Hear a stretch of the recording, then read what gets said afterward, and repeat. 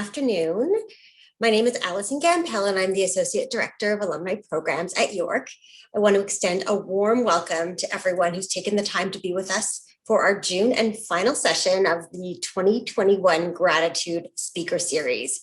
Today's session is entitled, How to Improve Your Money Mindset in a Digital Era. And I am certainly excited to learn more about this topic. I'd like to extend an especially warm welcome to our new grads. Welcome to the York alumni family. There are 340,000 of us, and we have a new class that's having their convocations today, so it's certainly an exciting day. Because we're not all gathered physically together, the following land acknowledgement might not be for the territory that you're currently on, so please take the responsibility to acknowledge the traditional territory that you're on and the current treaty holders. As a member of the York University community, I recognize that many Indigenous nations have longstanding relationships with the territories upon which York University campuses are located that precede the establishment of the university. York acknowledges its presence on the traditional territory of many Indigenous nations. The area known as Tekaronto has been caretaken by the Anishinaabe Nation, the Haudenosaunee Confederacy, and the Huron-Wendat. It's now home to many First Nation, Inuit, and Métis communities. We acknowledge the current treaty holders, the Mississaugas of the Credit First Nation. This territory is subject of the Dish with One Spoon Wampum Belt Covenant, an agreement to peaceably share and care for the Great Lakes region. I'm truly grateful to have the opportunity to live and work on Treaty 13 land. If at any time you need help with this webinar, please feel free to click on the Q&A button on the bottom, and we've got a team that is ready to help you. Our session today is in partnership with York's Career and Education Development Center, and we do want to remind you that York's Career Center stays open to new alumni for 2 years after you graduate. I love their resources. My favorite offering is the What Can I Do With My Degree section. That's the one that's always got a lot of resources that I find personally helpful, and they have great webinars to drop in, so feel free to visit them. Following today's talk, all attendees will be able to answer a poll question for a chance to win a $50 voucher to the university bookstore. Yay, get your York swag. So stay tuned until the end for that chance to win. And now I'd like to ask, and we'd like to get to know our audience a little bit better. You each came here for a reason, and we'd like to know, what do you hope to get out of the session today? So if you can just use the Q&A function and take a few moments to type your response. What do you hope to get out of the session today? Okay, and that will help inform us as I introduce our alumni guest who's going to be speaking to you all today. They can try to answer the questions and make sure that you get what you came for to the best of their ability. Okay, so at this point, I am honored to introduce to you our alumni speaker, Cindy. Cindy Marquez is the co-founder and CEO at Make Sense, a financial wellness company for millennials and Gen Z. Personal finance can be confusing, but it actually doesn't have to be. So Cindy and her team work to make money make sense through financial literacy and a set of clear, actionable steps towards your financial goals so you can live life on your own terms. So Cindy, it is very exciting to have you here today, and I'll let you turn on your camera and share your screen, and I'll hand it over to you. Thanks for being with us. Thank you so very much, Allison. I'm going to get us set up here. Fantastic. And I'm just going to make sure my Q&A is still open here too. Okay, well, everyone, it is a pleasure to be here with you today, especially as a former, as a York alumni. You know, I look back at my time at York, and it was a wonderful time for me to grow into becoming, you know, a well-spoken young adult. And I think that if you're anything like me, when you graduate, you realize, okay, you're excited to take on the world, and you realize, okay, you know, I think money plays a really big role in what I'm about to do next. And unfortunately, for a lot of us, we find ourselves at a loss when it comes to financial literacy. And mindset plays a huge role in that. And so that's something that's very important to me to talk about, and that's what I want to share with you today. So let us start off by acknowledging our potential money wounds from your past.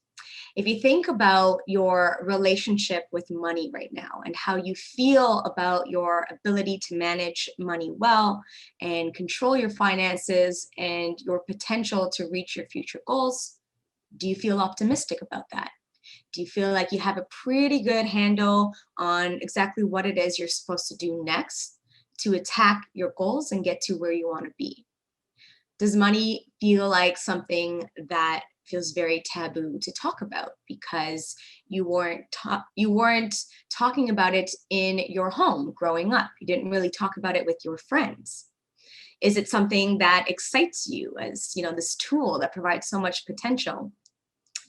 The truth is, when it comes to the individuals that I am regularly put in front of, it seems like for the most part, we have a very difficult time letting go of all the negative connotations we attach to money and the feelings that we have garnered about money over time.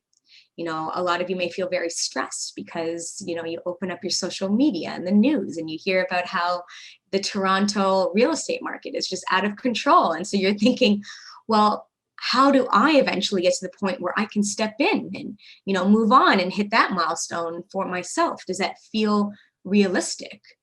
Being in a pandemic and having potentially lost your part-time job if you were employed, or watch those around you lose their jobs, or have their financial situations flounder, that can be very, very stressful. And so maybe you now have this idea of money as a very scarce thing. So I want you to take a moment to think to yourself how you actually feel about money. Not about whether you think you manage it well, but about how the concept of money makes you feel. Something that makes you feel very anxious or something that makes you feel very, very excited. The truth is, and the reason why I separated the two thoughts, whether you can manage money and how you feel about money, is that they are distinct, but often they become very blurred together. And because we may feel anxieties revolving around money, we may feel very stressed about the fact that we need money as a tool to do a lot of things in our life. We hold on to this stress and this idea of scarcity and immediately let that translate into this idea that, oh, I'm no good at money. There's no way I can possibly, manage my money well enough and be well enough off to hit my goals. So it's important to think about, where you came from and what you have gone through and how that makes you feel about money. And then take a moment to consider, the validity of that. Is it just a concern that you have? Or is it just a negative, self-talk going on in your head that tricks you into thinking that you can't manage your money well? Because the truth is, managing money and doing it well, it does start in the mind. And it does start with the simple decision that, okay, today I'm going to start learning how to manage my money. And it doesn't matter that right now I'm feeling worried and stressed about what I don't know. The point is, you make the conscious choice to take control and take the next steps. So that's what I'm hoping to share with you today. We can't ignore the fact that social media plays a really, really big role in our emotions about money and how we feel, and the ideas we have about what is and is not realistic. So what we're seeing fed to us in our social feeds as you're scrolling through Instagram, for example, that has a huge impact on us and our beliefs about money. And we know that influencers are abound on social media. It is the new big thing. But you have to recognize that this is advertising that you're seeing. That this camera roll of perfectly curated photos on their page is exactly that. It's curated. And you can't be sure how many hundreds of photos were taken illustrating the messy realness of life. And that one handpicked photo is what they chose to serve you and show you as a snapshot of what they'd like you to think their life is like.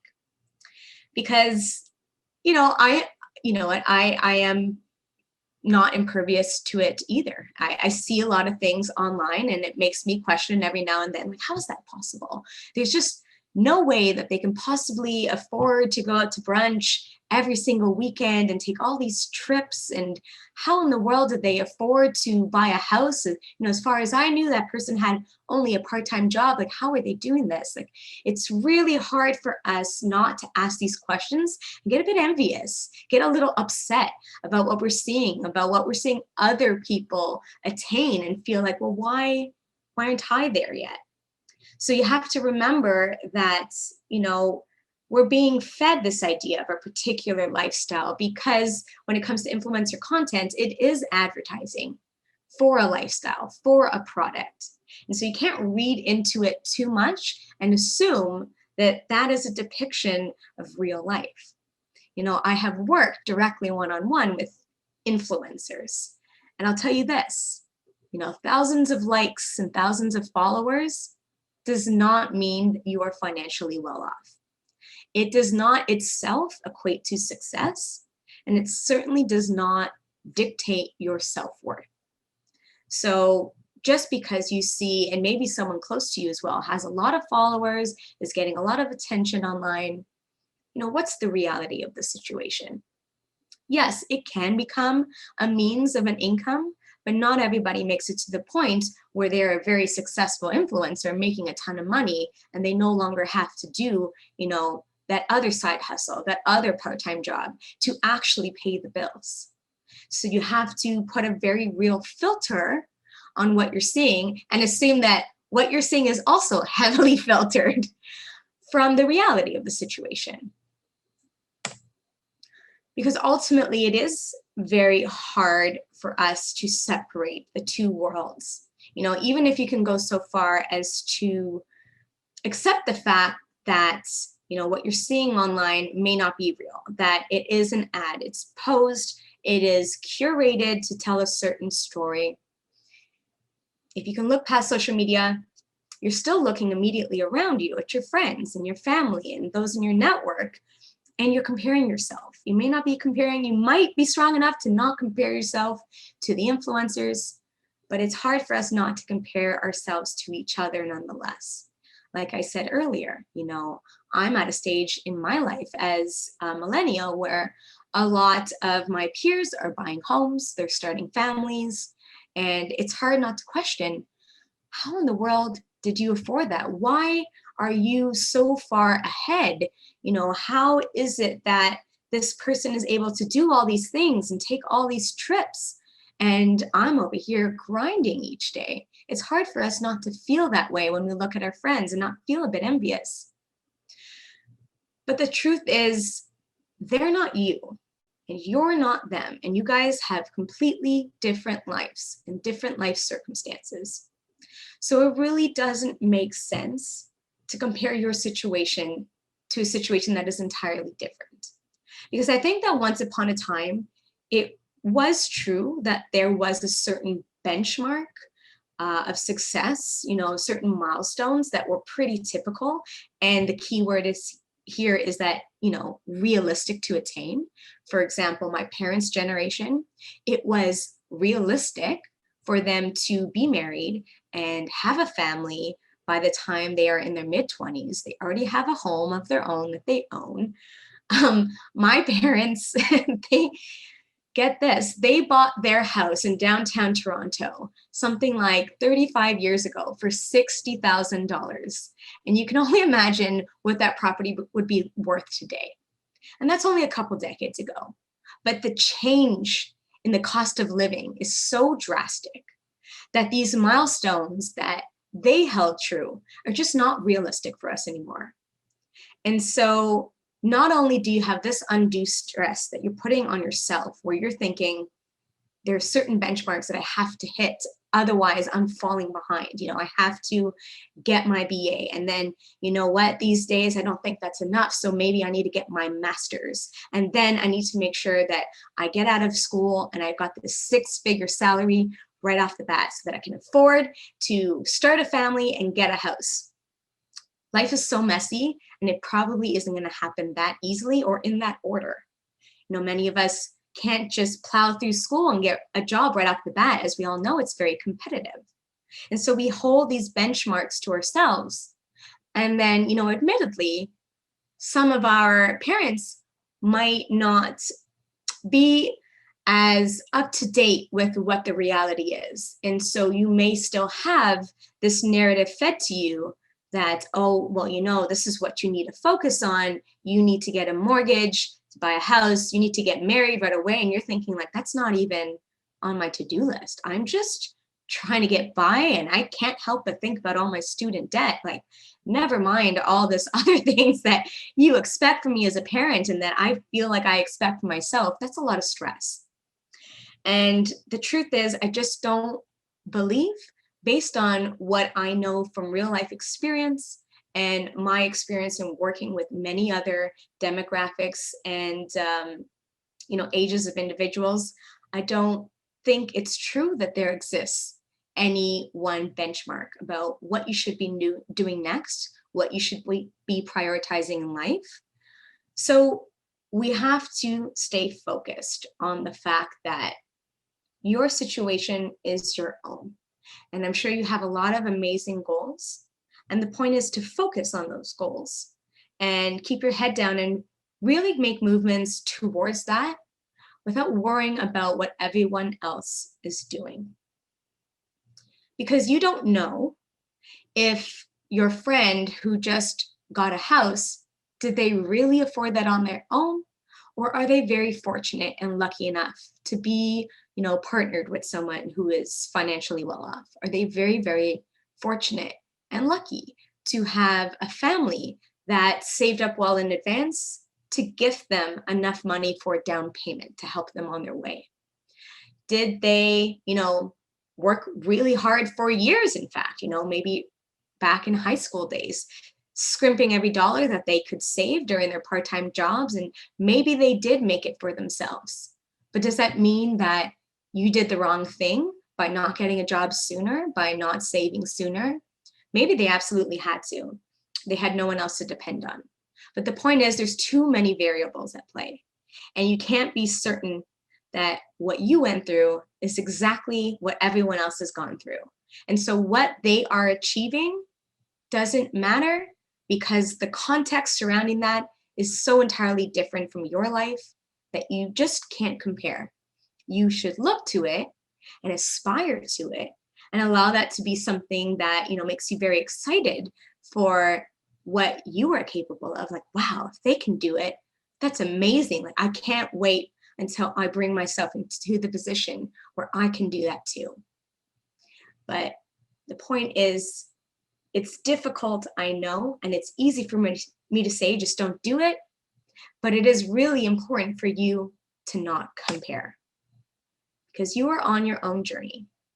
You really do need to put your blinders on and mute out all of the noise around you, all of the hype and things that people are doing and saying. You can't chase it all and expect yourself to just happen upon it very easily without effort. It takes a lot of work. And some individuals are fortunate enough where maybe not a lot of grinding, not a lot of hard work has to go into it. But that's even more reason why you shouldn't compare your life to them.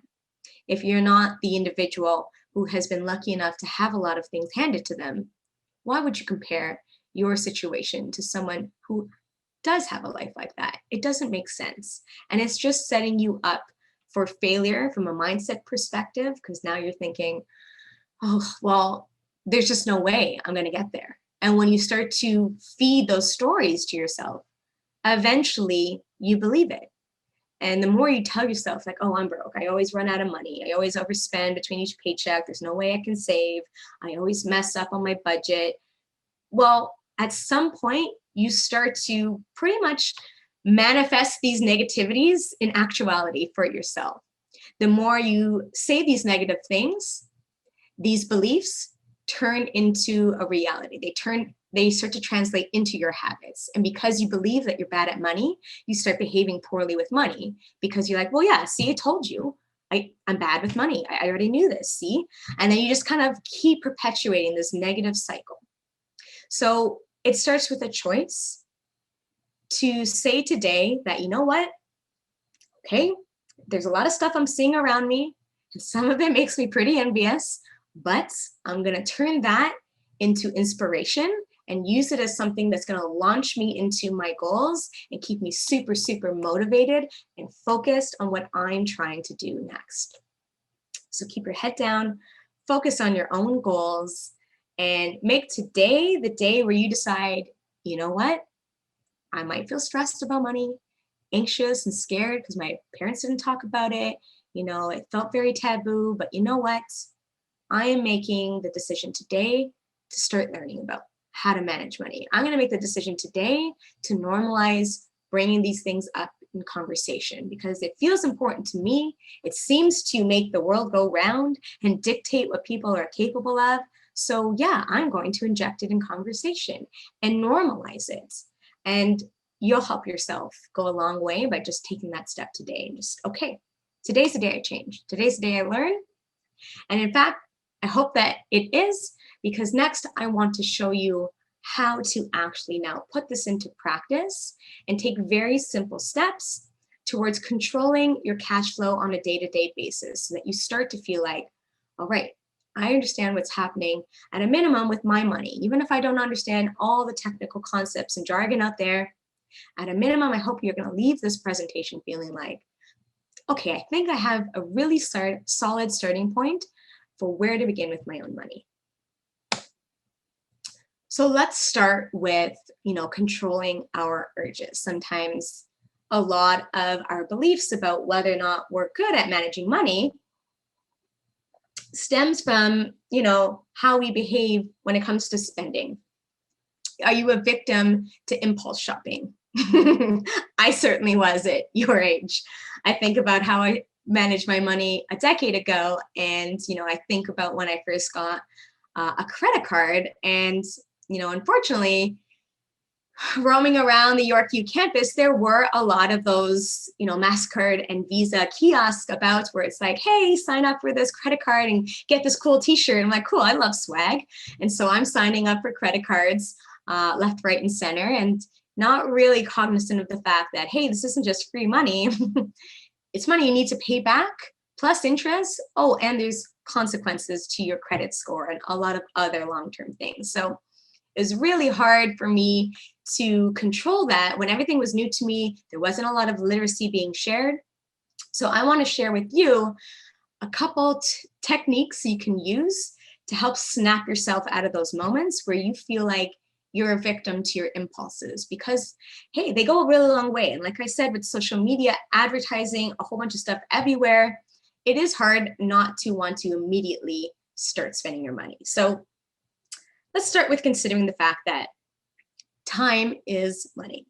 So before you're going to make a big purchase or commit to something expensive, think to yourself, how much of your time and effort do you need to spend working to cover the cost of that thing, or the event, the trip, whatever it is?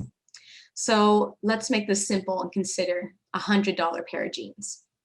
And let's assume that you are working a part-time job, earning $25 an hour. And now you have to think to yourself, okay, $25 an hour. It would take me 4 hours to earn the money needed to buy this pair of jeans. Does that feel worth it?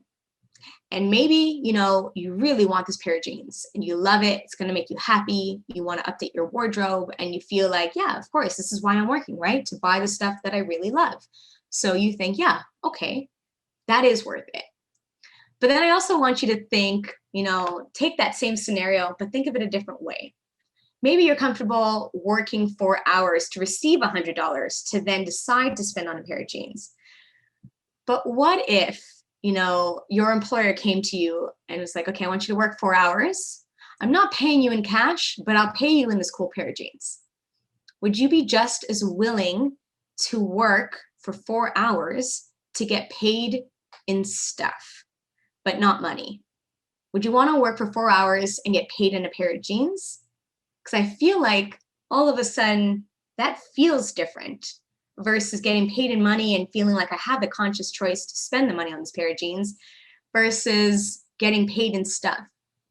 But in a lot of situations, that's ultimately what happens. We become the middleman that holds this money for a second before we give it away to buy stuff.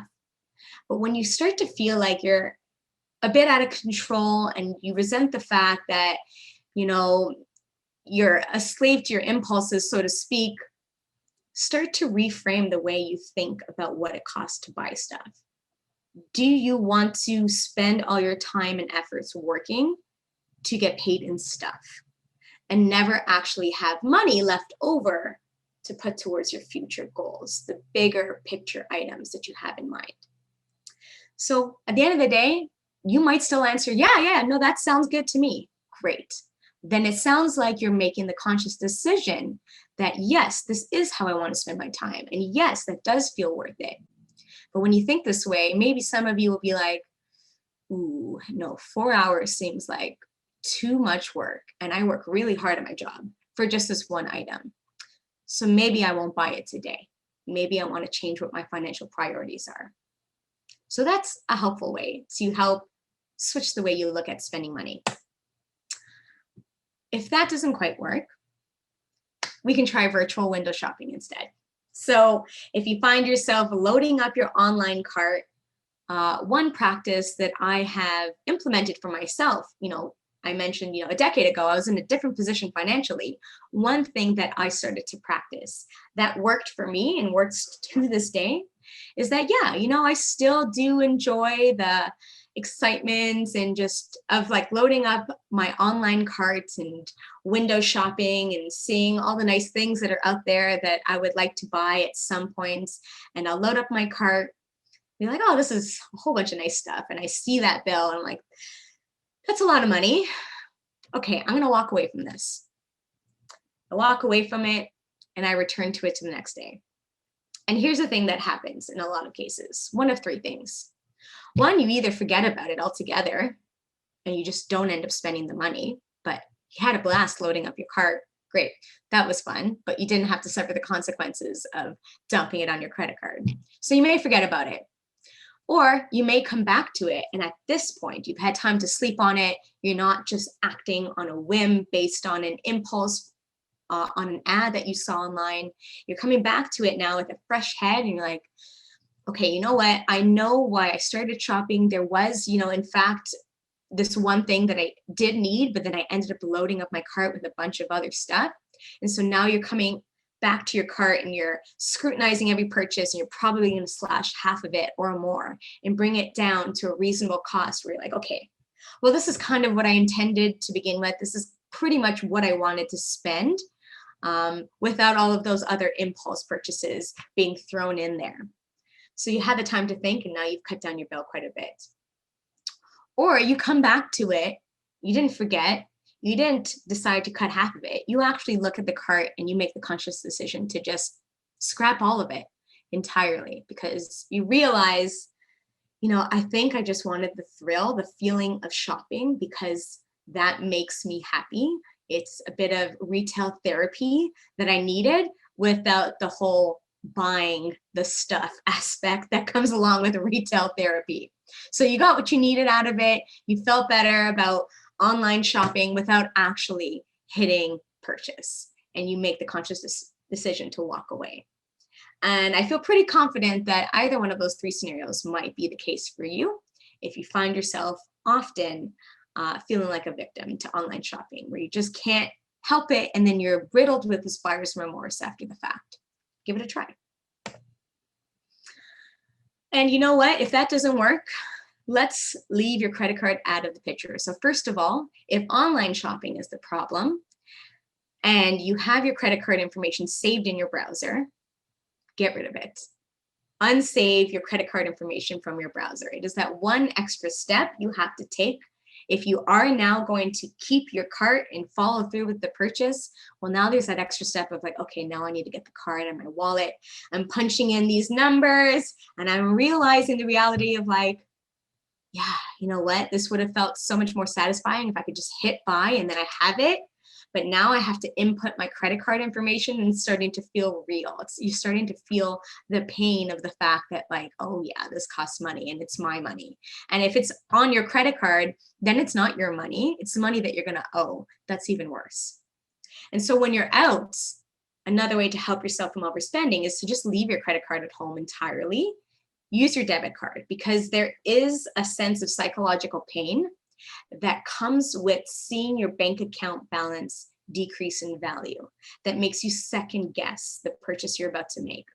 With credit cards, it's very, very easy to just tap and walk away. A lot of the time, you don't even have to put in your PIN. You literally tap and go, and pain free, and I got everything I want, and I won't look at that bill until a month from now, and then I'll feel awful about it. But with your debit card, you can't just blindly tap and swipe. You have to know what's in your accounts to spend the money. And as you spend the money, you're gonna feel the hurt of like, ooh, yeah, no, that's all I have left. That feels rough. Okay, maybe I don't need to buy this one thing here. Better yet, bring cash. I know in a post-COVID world, cash is almost becoming obsolete, and a lot of retailers actually prefer card over cash.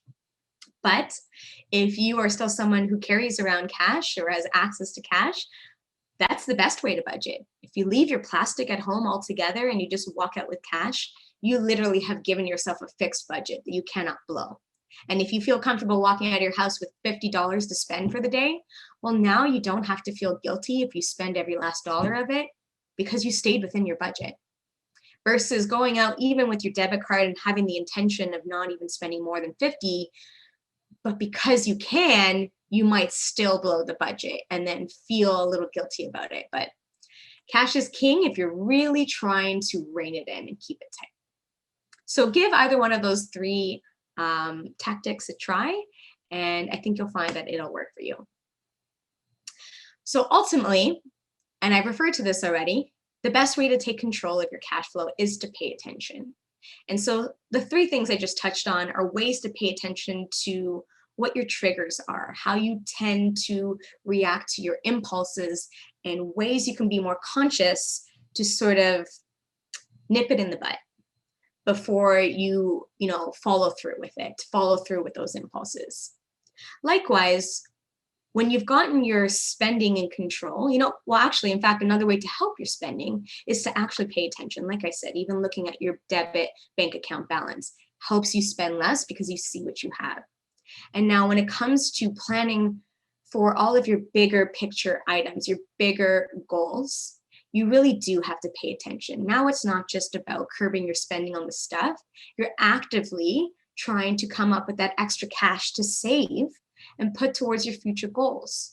So how do you harness that ability to do it well? Well, you do have to pay attention and face your numbers head on. So you have to take stock of, first of all, what are you bringing in? Okay, sources of income from employment. Do you have a side gig or a side hustle? Are you a freelancer? Do you have any investment income at this point in your life? Are you receiving any ongoing benefits or support payments from the government or from another institution? You have to consider all of these income streams, write it down, put it in an Excel sheet. Just at some point, I really want you to know what that number is, your average monthly income number. And some of those might be sporadic and unreliable, even insofar as your employment. Maybe it's part-time wage work and you might just not get as many shifts in one month as you would in another month. But especially if you have a side hustle as a self-employed individual going on, you would know very well that it is very sporadic and you don't have this regular idea of what your income is like. So regardless, you need to know what that number is. If you have regular income, okay, what is that one number? Perfect. If you have sporadic income, look back at the last year. What is the best case scenario and the worst case scenario? So look at your worst income month and your best income month. Maybe your worst income month was $1,000 and your best income month was something like $6,000. That's a huge disparity. So it's hard to sort of plan when it could so wildly shift from one end to the other. So have an idea of what both those numbers are. Now you need to take stock of what all of your recurring fixed mandatory expenses are. This is your baseline for what it costs you just to live. Okay, so if you do, let's make it simple here. If you do have regular income, something like $3,000 a month, you don't actually have a $3,000 budget to spend on whatever, because a portion of that has to disappear to deal with life. The fact that you need to live it. And unfortunately, living life in a modern day costs money. So are you paying rent? What are your average grocery costs? Groceries, not dining out. Groceries are mandatory to live. We do need food. Dining out is something we do for fun. So when it comes to your baseline costs, we're looking at, okay, shelter, food, i.e. groceries, and transportation. You have to get around, go to your job and do things, live your life. Any insurance policies, so that's a recurring bill you may have, your phone, internet, subscription services that you subscribe to. These are the things that come up regularly every single month. What is this number?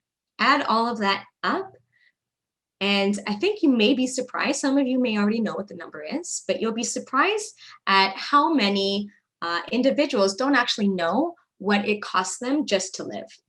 So what is this number now? Your baseline expense item. Now you know what your income number is, what your baseline living number is. Great, those are two really important numbers.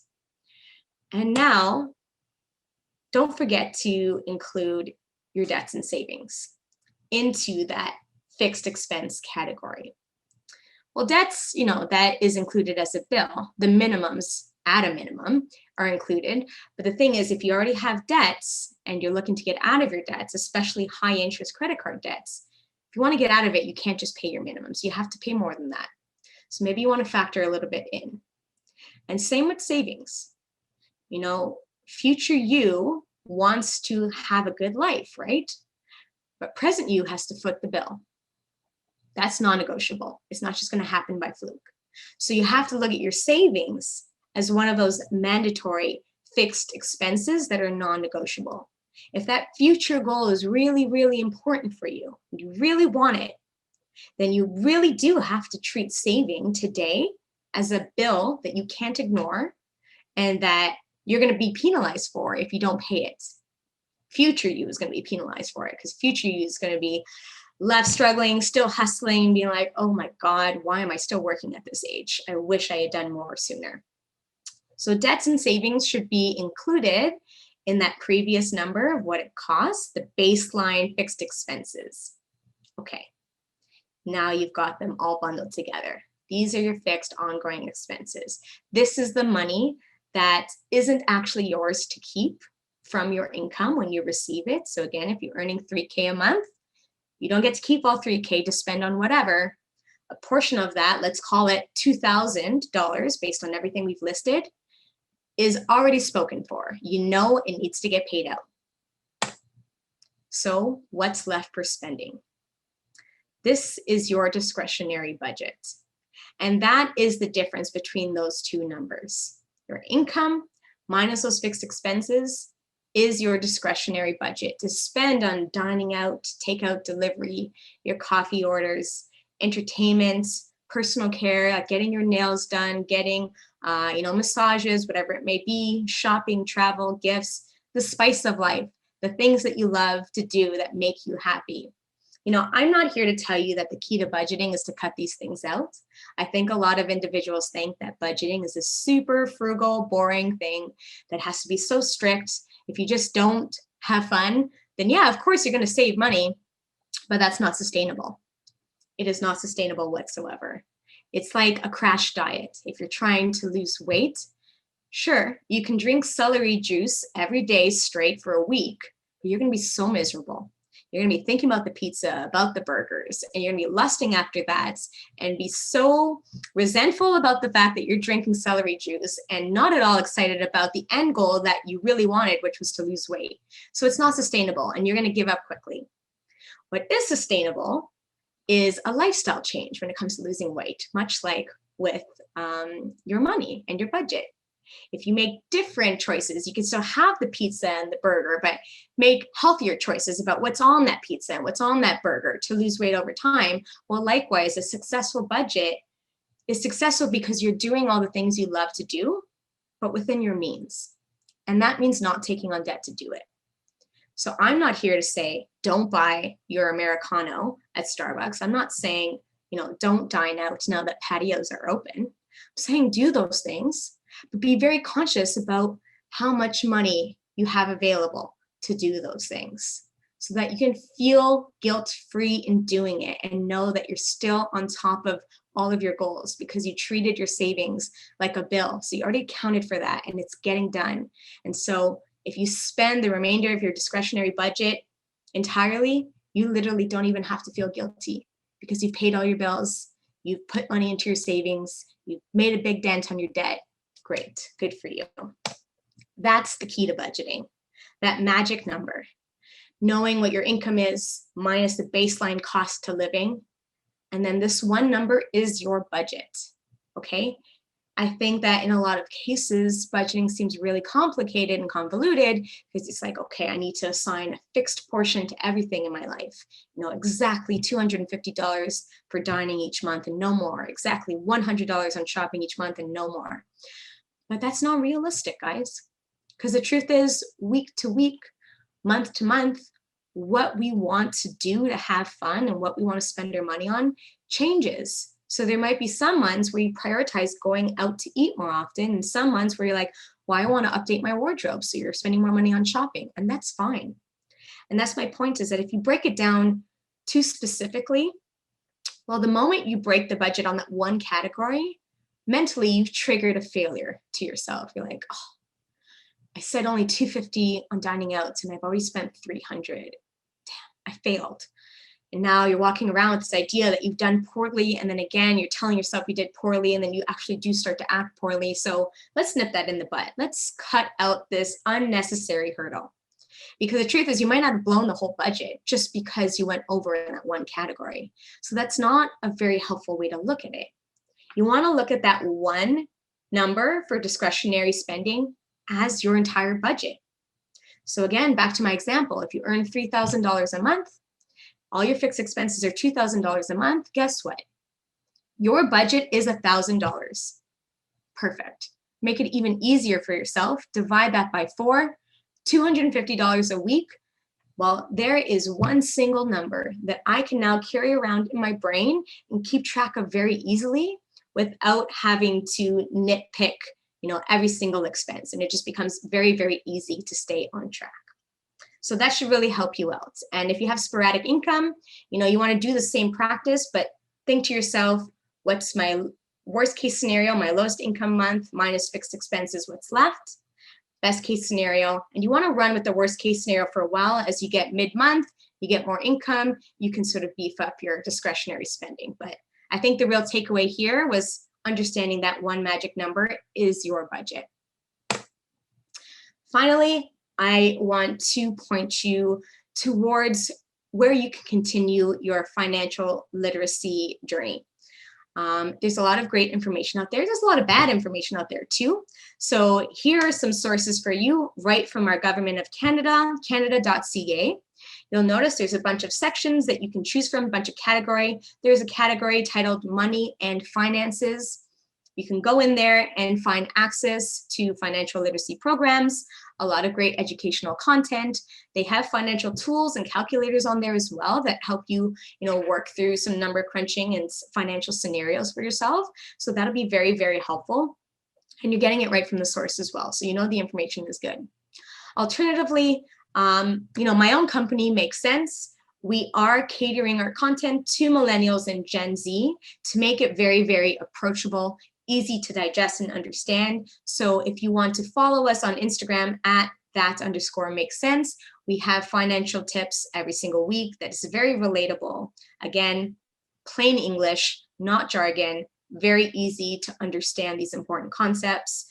We have downloadable tools, access to professionals like myself, and we are currently working on a bunch of amazing self-study courses, which we look to launch in September.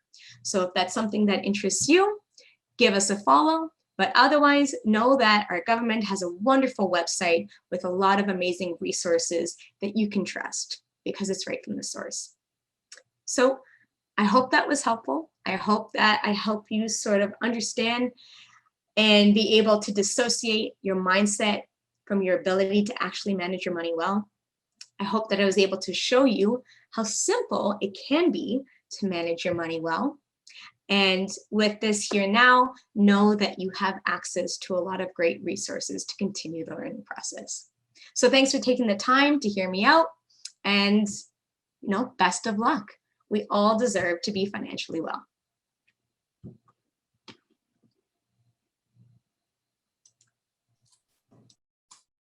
Cindy, thank you so much. It was an absolute joy to actually learn about money in a way that made sense, and where I didn't feel, silly or uninformed. So we are so grateful as an alum that you've come back and taken the time to share with our young grads. And we've got some students in the audience as well, some of your tips and tricks and resources. So we now have about 10 minutes to take questions. And so to our guests, if you have questions for Cindy, please type them into the Q&A section of in the Q&A button, and then I'll ask them on your behalf, and Cindy will answer them. So you can get those going. And I'll start with, we've touched upon some of it, but I'll start with the first question that came in from Corrine, who asked, what are some of the steps I can actually use to manage money, especially having a small budget to navigate everyday needs? Yeah, especially when you have a small budget like that.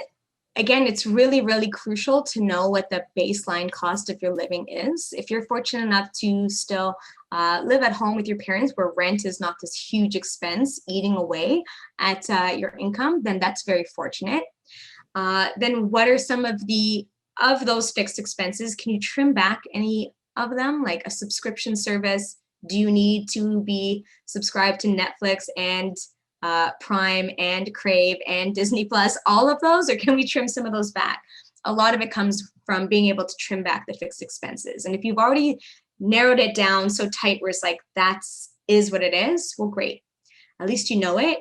And now you know what you have left to spend. And so to put that to productive use, especially when it comes to savings, what I recommend is automating to the best of your ability. So take human error out of the picture. I think sometimes we're unable to save because when we intend well, we really do want to save, but then we are like, okay, well, I'm just going to wait until the end of this paycheck, wait until I'm almost going to pay it again. And then you spend first, save later. But the truth is we end up spending so much that we have so little left that we're like, this is almost laughable. Forget it. I'm not even going to put it in my savings. I'm just going to wait until my next paycheck, or there's just nothing left. So, okay, I'll do better next paycheck. And then this keeps happening over and over and over again. So automate it. So now you're creating an at-source deduction, just like your employer on your pay stub. When you look at it, there's at-source taxes being taken from you and given to the CRA. And thank God, otherwise we'd all owe so much at tax time and it would be a headache. So thank God they do those at-source deductions, and you get what's left. And you're like, cool, you're not upset that you're not getting paid your gross pay. You're happy with your net pay. Well, create another at-source deduction for yourself by setting up automated savings contributions that line up with your paychecks. And now you're not even seeing that, really even noticing that money disappeared. You're just getting what's left over of your paycheck. You're like, cool, all right, this is what I have left to spend. And you don't often notice the difference between what you deducted for yourself. And now, if you spend every last dollar of that, you don't need to feel so bad, because guess what? You took care of yourself and you already put that money into savings. So that would be really, really helpful, especially when your money is so tight that it's very, very easy for you to use it up quickly before you ever get around to attacking your goals. Take it out of your hands and automate it. Line it up with your paychecks so it becomes another at-source deduction that you've created for yourself. Brilliant. Thank you so much for that. So a question that we have is, what recommendations do you have on easy ways to make passive income help you grow your wealth? Everyone wants to know how to easily make passive income, but the thing here is that it's never actually easy. You know, it's easy when you have a lot of money already, and then I could say things like, oh, well, just invest a huge chunk of your capital, and then you can create passive income from all the, interest and dividends you receive. But if you don't already have a bunch of change lying around, that's not realistic. I could say, oh, well, invest in a rental property and you get all this passive rental income. But guess what? You need a lot of money to do that. So there's a lot of legwork involved. But then there are things that don't really take a lot of upfront money, but still require effort. Nonetheless, it can generate passive income. Things like affiliate marketing. So much like how influencers make their money, where they direct individuals to buy a certain thing, click on a certain link for a certain brand, and then they get a cut every time someone clicks on their link to buy that thing or go to the website. So again, that requires some work because you're not going to get much from it if you don't have a huge following. So you need to put in the work to build up your social media page and be able to become someone that can successfully do affiliate marketing. You can do things like start a blog, where again, you get passive income from ads that show up on your blog page. But again, you need traffic. So you need to build a reputation for yourself first. Actually take the time and effort to consistently put out content and articles. But if you can build up a successful blog, then yeah, you can get a bunch of passive income from the ads you run. Create an online course that you sell. And now that's something that you put work into once to create this course, but now it's what's called evergreen, just exists there, and you can continue to receive income from it every time someone buys in. But of course, how are you going to attract people to this course? That takes some advertising efforts, whether you pay for it or whether you take the time to build up a big following on social media. The point is, it's not going to happen for free. You can generate passive income easily, sure, if you already have a lot of money to begin with, and you can put it into something that generates passive income, or if you have the opportunity to devote a bunch of time and energy upfront to creating something that will generate passive income. But the point is, it takes effort and there's no quick fix. So you can Google quick fixes, but the truth is they're probably a scam or they're not going to work out very well. So know that it does take some effort, but here are some options. So I hope that, triggers some ideas. Awesome. Okay, so we actually have a lot of questions coming in and we don't have that much time. So we'll try to get to as many as we can. So I'm going to actually take the one that came in most recently from Aria. Hope I didn't mispronounce your name, who thanked you for hosting this session and says, my question is whether you have any tips for managing student loans and the interest that occurs and including those in your monthly spending budget. Yeah, to keep this one concise to this, I would actually just, refer to automating your payments. If you don't have a lot of money to spare towards this goal, then maybe it's not something you want to devote so much of your already small income towards speeding up this loan. And you have to consider the context, right? Your student loans are not high interest. It's a pretty low interest. And guys, you have to think of it in a way, it's almost like a mortgage, right? You get a mortgage and it's at about, 4% or less if you're lucky. And usually no one's rushing to speed up their mortgage. They know that they're going to have this debt for 25 years and they'll just pay it off as they need to. In a way, you're kind of in a similar position where you have a very low interest debt. It's not an expensive debt. And maybe in a lot of cases, it does make sense to just pay the minimums and focus your efforts towards your other goals, your other savings goals. But what I'll say to this is, in addition to your student loans, if you are carrying high interest debts like a credit card, then yeah, you have to look beyond the minimums. You absolutely do need to focus your energy on paying off those expensive debts first and foremost. So student loans can feel burdensome because they stick with you for a while, but at least they are low interest. So, I would say if you have other debts, use the extra wiggle room in your budget to put towards some more expensive debts, or, take stock of what your other goals are and use that extra wiggle room to put towards savings instead of speeding up this loan that, even if you did speed it up, might still take another 10 years to pay off, maybe not 15, but you kind of have to weigh the pros and cons of what it is you're after. But hands down, I will say, if you're carrying high interest credit card debt, that needs to go. That does need to be sped up. Absolutely. That's great advice. I don't know if there's an answer to this, but Sheena asked it, so I will ask it too. What's a healthy percentage of your income that you should be saving, like in an ideal world? Well, again, this is very subjective to your circumstances and what your goals are in the future. So truthfully, I don't like to set these like cookie cutter benchmarks. Like I said in our presentation, like there really isn't a benchmark. It really is dependent on what your goals are.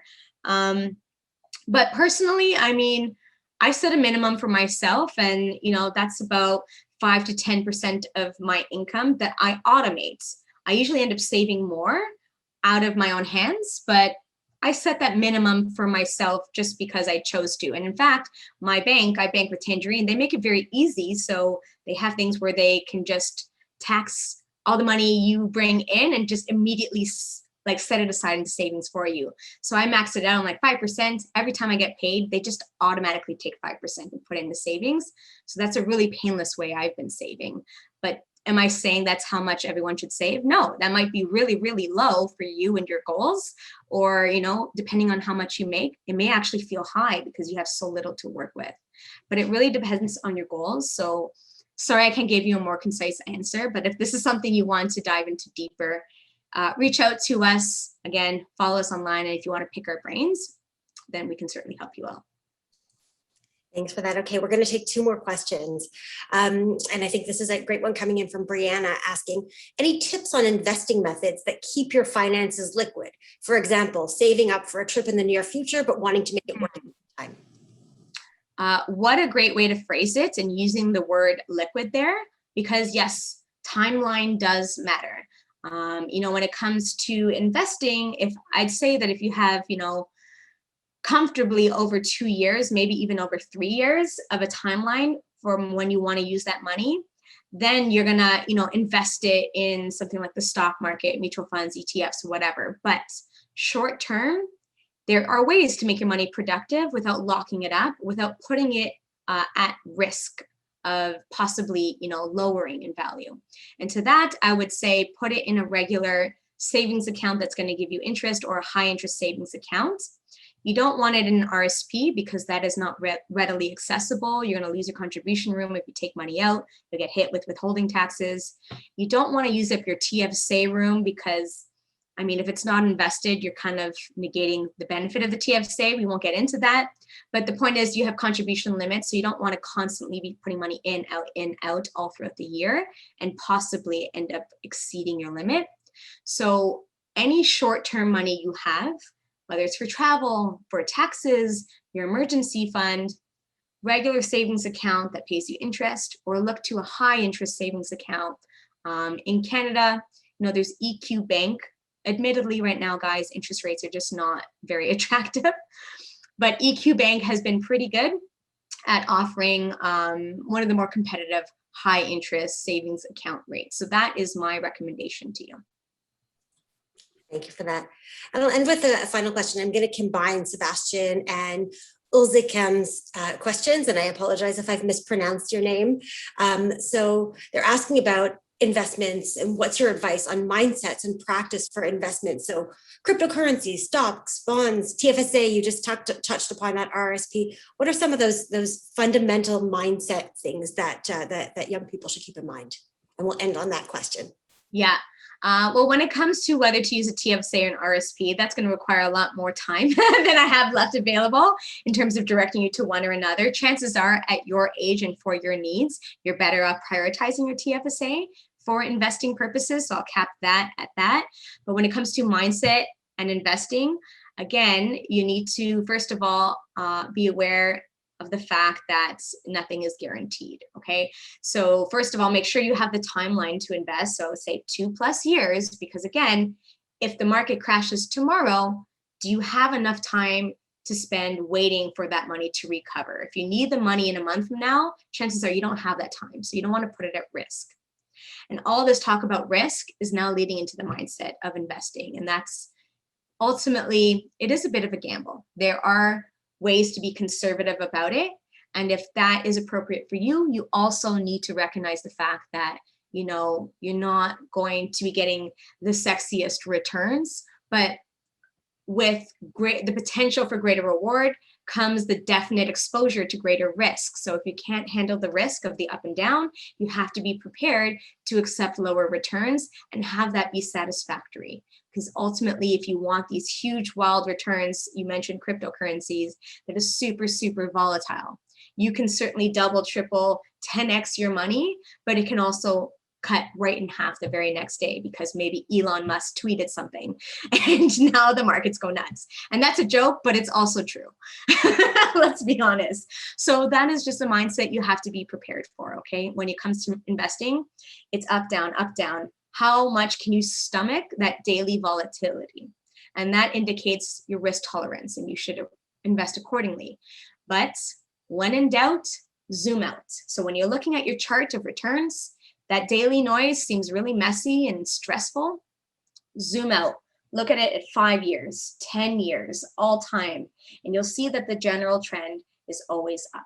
When you have, that's why long-term is the key to investing. Patience is required, but the long-term trend when it comes to investing is upwards. That's why it is a good idea to invest.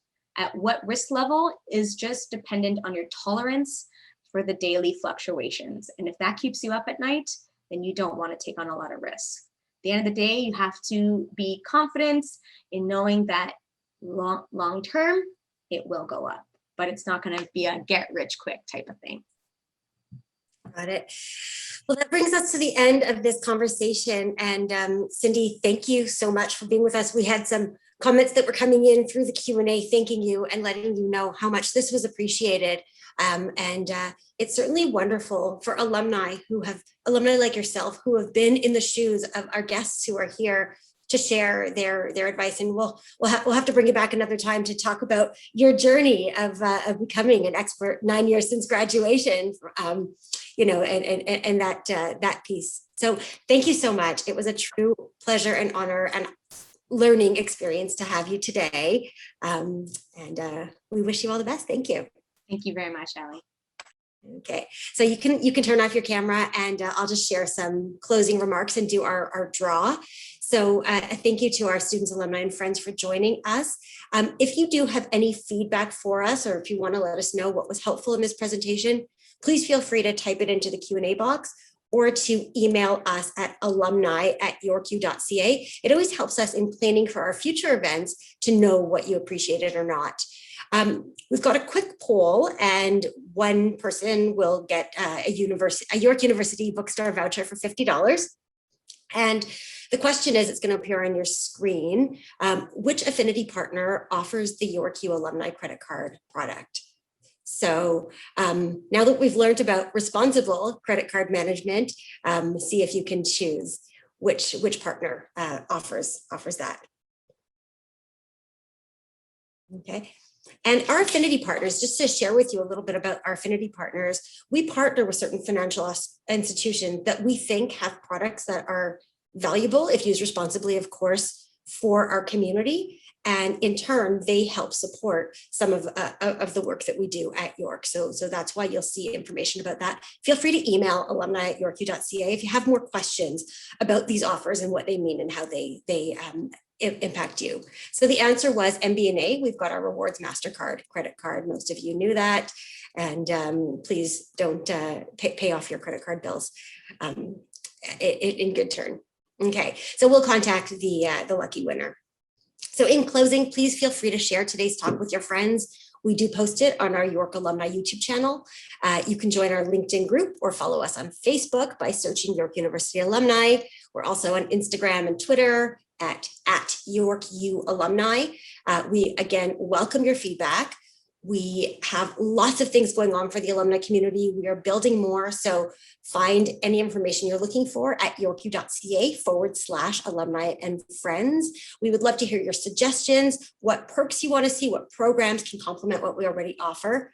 And we are so grateful that you've attended today's event, the final one in this year's gratitude series. We're going to take a pause over the summer and let you enjoy the nice weather, but coming this fall, please stay tuned for a new topical webinar series.